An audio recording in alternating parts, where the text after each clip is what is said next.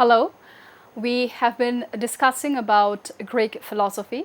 We continue to discuss about Pythagoras. Yes, Pythagoras, not as a mathematician, but as a Greek philosopher.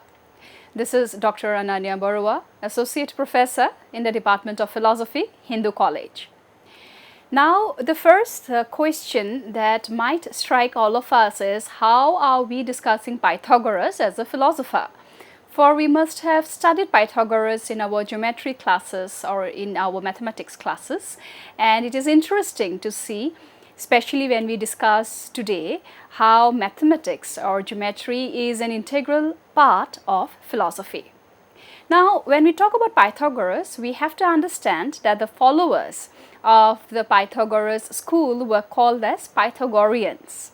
The Pythagoreans were followers of Pythagoras of Samos around 570 to 495 BCE, a figure who is often remembered today primarily as a mathematician, but who is in fact a deeply influential philosopher, mystic and religious reformer.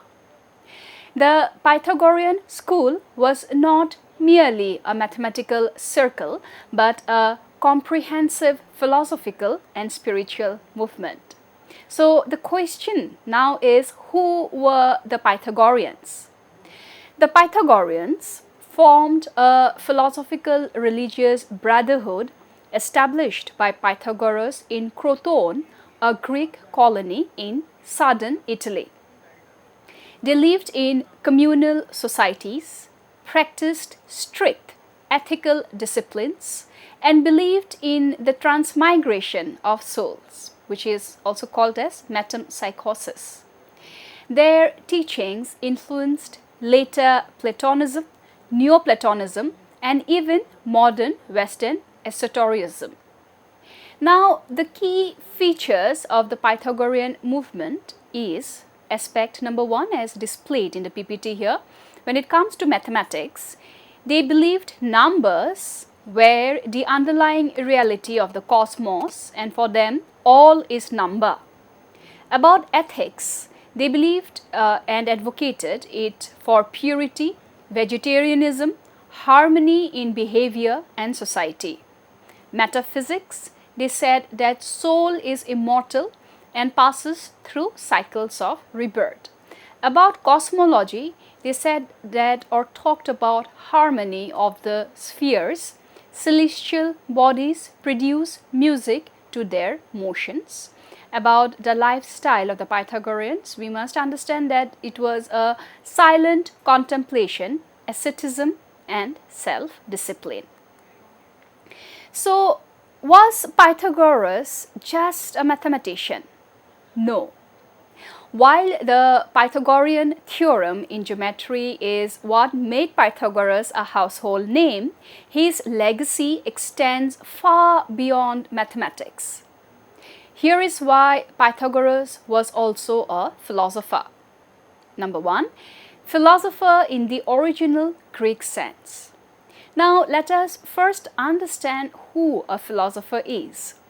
The term philosopher or philosophos is said to have been coined by Pythagoras himself. Rather than calling himself wise, sophos, he called himself a lover of wisdom, philosophos, and that is largely credited to Pythagoras. He believed that life should be dedicated to the pursuit of wisdom, not the accumulation of wealth or fame. The latter follows the former and not vice versa. Number two, philosophy of harmony and order. Pythagoras developed a philosophy based on harmony, both in music and in the structure of the cosmos. He proposed that reality is governed by proportion, balance, and mathematical relations, an idea that deeply influenced Plato's metaphysics. Ethical and political thought. The Pythagoreans had strict rules of ethical conduct, viewing the soul's purification as essential for liberation. They also participated in politics, trying to establish just and harmonious governments inspired by the principles of mathematical order. Religious philosophy. Pythagoras taught reincarnation, the divine nature of the soul, and the need for ritual purity. His followers underwent initiation rites, had rules of secrecy, and believed in the spiritual evolution of the self. Now, if we at this stage compare Pythagoras as a mathematician versus Pythagoras as philosopher, we see, as in the PPT displayed here, the domain of mathematics, the contributions are discovery of numerical ratios in music, Pythagorean theorem, studies in geometry and arithmetic. In philosophy, the contributions have been doctrine of harmony and proportion, immortality and transmigration of the soul, ethics of self-discipline, philosophy as way of life. So we see that the legacy and influence of Pythagoras has been immense. Plato was profoundly influenced by Pythagorean thought, the theory of forms, the tripartite soul, and even the idea of a mathematically structured cosmos. Later thinkers such as Plotinus, Porphyry, and Lambertius interpreted Pythagoras as a divinely inspired sage. In the Renaissance, Pythagoras was revived as a symbol of esoteric wisdom, linking music, mathematics, and the cosmos. So Pythagoras was not merely a mathematician, he was a philosopher in the deepest sense, concerned not only with abstract truths, but with how to live a good, harmonious, and spiritual life. He created a holistic vision in which mathematics, ethics, metaphysics, and religion were all interconnected. He may have begun with numbers, but he ended with a philosophy of the cosmos and the soul. Now, the Greek idea of arché. It is interesting to note that arché in early Greek thought means the first ruling principle from which everything else derives and by which it is explained. The Milesians had looked for a material arché, water, air, the boundless, but Pythagoras and his circle replaced matter with form and ratio, number. Why the Pythagoreans said that all is number? If we look at the PPT that is being displayed here, we see Pythagoras' observation. In music, they said that strings of equal tension sound the octave, fifth and fourth when their lengths stand in the simple ratio 2:1, 3:2, 4:3. What they inferred is sensible qualities, which is consonants, depend on ratio of whole numbers. About astronomy, they said that celestial periods can be expressed as whole number ratios. What they inferred, the heavens themselves form a cosmic harmony of the spheres.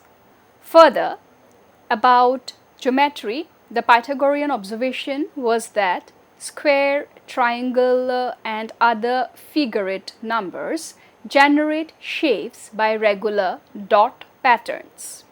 What they inferred is spatial extension is structured by number. Further, their observation about ethical notion is that justice is the perfect square, 4 which is 2 square, marriage is panted 5 and so forth.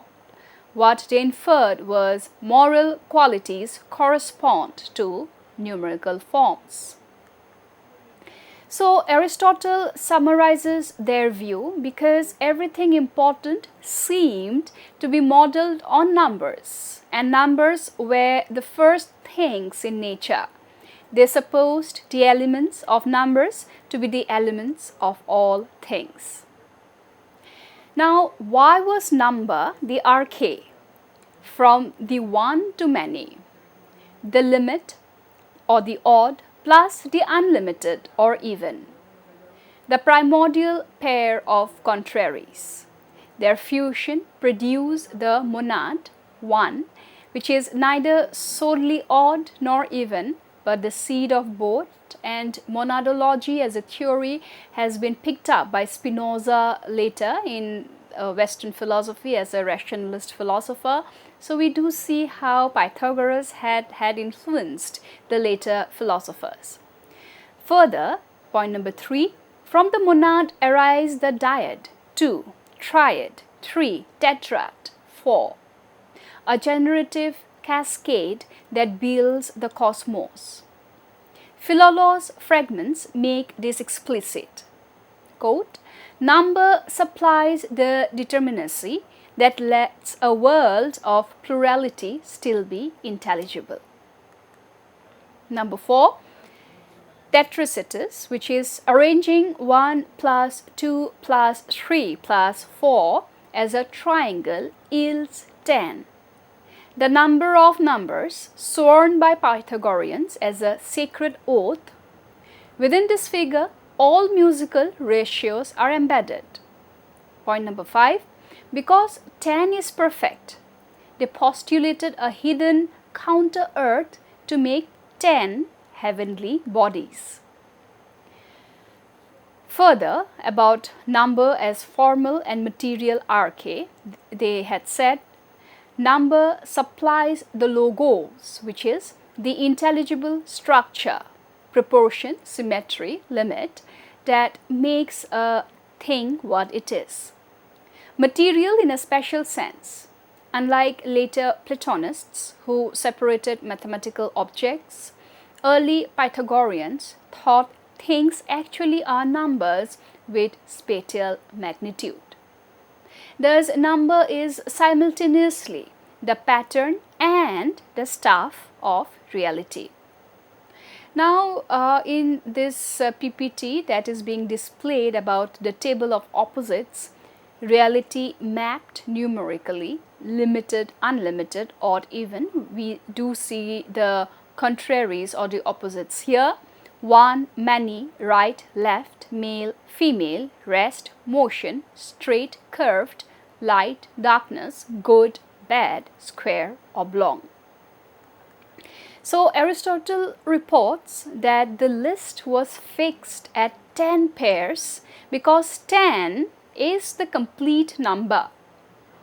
All contraries and therefore all beings can be analyzed as permutations of limiting and unlimiting numerical principles. Now, why was calling a number an arché, why did it matter?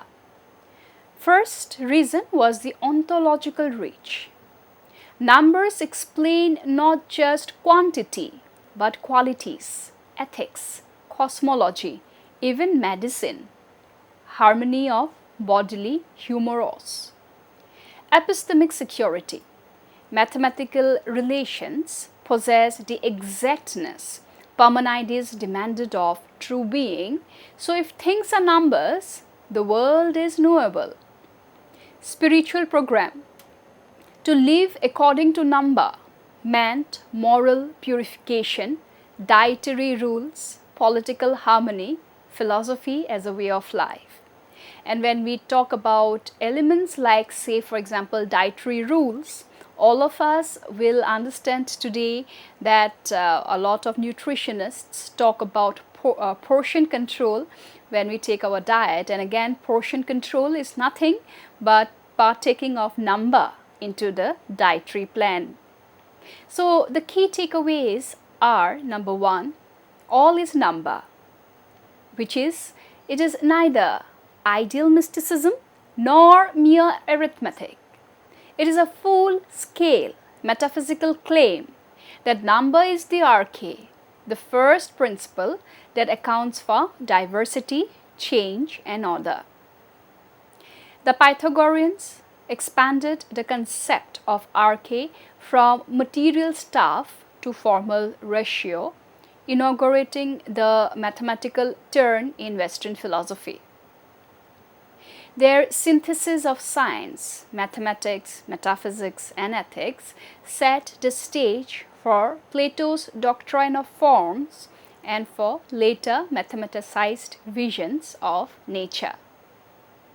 Pythagoras and his followers did not see numbers as mere quantities, but as symbols with deep metaphysical, ethical, and cosmic significance. Each number from 1 to 10, especially 1 to 9, was thought to hold a specific vibration, power, or essence, shaping both the universe and the soul.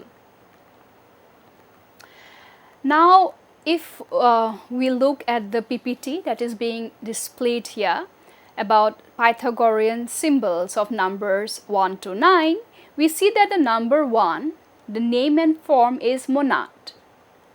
Symbolic meaning is unity, source, the indivisible, the generator of all numbers, identity and selfhood. Cosmic or human association with the monad is the divine origin, pure spirit. In some interpretations, it is the unmanifest, the God principle. Number 2 is the dyad, which is duality, diversity, polarity, tension between opposites, feminine, receptive. Matter, which is the cosmic or human association, is the matter versus spirit, male versus female, light versus darkness, is the symbol of division and relationship. Number 3 is triad, where the symbolic meaning is harmony, synthesis, beginning, middle, end, dynamic balance, and creative. Cosmic or human association, the soul or the tripartite cosmos between earth, underworld, heaven, also mind, body, spirit. So number 3 is for harmony and balance. Number 4 is for stability, justice, order, completeness in the material world, and it is called as tetrad. 1 plus 2 plus 3 plus 4 is 10, so it forms a square. So the 4 elements or the 4 directions, the 4 seasons and humors, foundation of health and balance. Number 5 is pentad, or the union of 2 and 3. The symbolic meaning is marriage of male and female. Principles is 2 plus 3, symbol of life and humanity, and it is the cosmic and human association of the 5 senses, 5 fingers, the human forms, which is the head, limbs, also health and wholeness. Number 6 is called hexad, or the first perfect number, division sum to 6, which stands for harmony, beauty, balance in proportion, symbol of comprehension in creation. The 6 directions, north, south, east, west, upwards and downwards. 6 days of creation. In medicine, harmony of internal systems. Number 7 is called as heptad in the Pythagorean system, which stands for sacred and mystical. The spiritual number signifies inner health, mystery, and the hidden order. The 7 chakras, the 7 planets, the 7 days, 7 musical notes, the 7 offices in the head, regulator of the rhythm. Number 8 is octade, or double of 4, and the symbolic meaning is the balance and cosmic law, symbol of renewal, rebirth, cycle. The human association is octave in music, double square, seen in cycles of nature and resonance of energy. And number 9, which is the triple of 3, the last simple number. The symbolic meaning of number 9 for Pythagoras is the completion of a cycle, wisdom, initiation, symbol of spiritual attainment. Cosmic, human association is associated with gestation, 9 months, end of the cycle before new beginning, and definitely mystic inside. So with this understandings of the Pythagorean symbolism of numbers 1 to 9, we see that Pythagoras had beautifully made numbers vis-a-vis ratio as Arché. So numbers for Pythagoras as soul, cosmos, body, and he brings in the tractics or the sacred triangle made from dots, which is 1 plus 2 plus 3 plus 4, was the most revered Pythagoras symbol. It represents the 4 levels of being: point, line, surface, solid, the cosmic order of elements and season, and the soul's progression, and that is how Pythagoreans believed in the transmigration of the soul. Now, when we talk about number and the human body or energy systems, we see that it is the number 7 which is being given to health or rhythm or energy. And this is interesting because we know that in our Indian system, usually there are the 7 chakras in the Indian system of spiritual energy centers.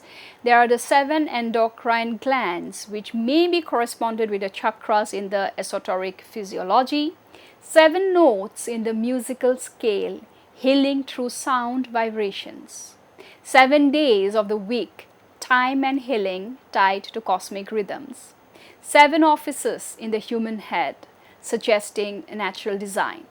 In Pythagoreanism, 7 was considered the number of the philosopher and the healer, balancing the body and spirit.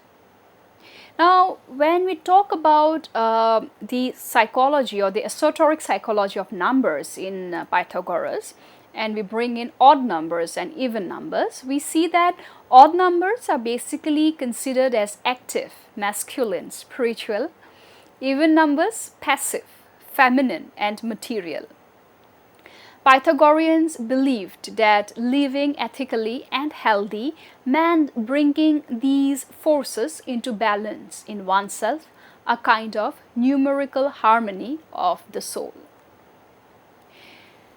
Now, these interpretations influenced Plato, and in his Republic, Antimaeus, we see the explanations or the expansions of such thoughts. Even Neoplatonism or the Kabbalah style, and even the Jungian archetypes. Later systems of numerology, be it in Greek, Indian, or Chaldean, all owe some debt to the Pythagorean cosmology. Thus, Pythagoras decoded the qualitative essence of numbers, not just how many, but what kind. Each number from 1 to 9 reflects a vibration, a principle, and a function, whether in the cosmos, the body, or the soul. To understand number for Pythagoras was to align with the harmony of nature, attain moral and physical health, and ascend towards divine wisdom. Now we shall be further continuing and showing how the Pythagorean number symbolism chart shows the meaning, symbolic function, and associated systems in a clear format. But before that, let us just quickly recap that the odd numbers were always considered spiritual, active, creative, even numbers as material, passive, and receptive, and the tetracetus, which is 1 plus 2 plus 3 plus 4, 10, sacred symbol of cosmic harmony and totality. We will be discussing further about how and why number as an abstract archaic came up in Pythagoras philosophy, and how could Pythagoras conceive number to be the be-all and end-all, and much more in our next lecture. Thank you so much.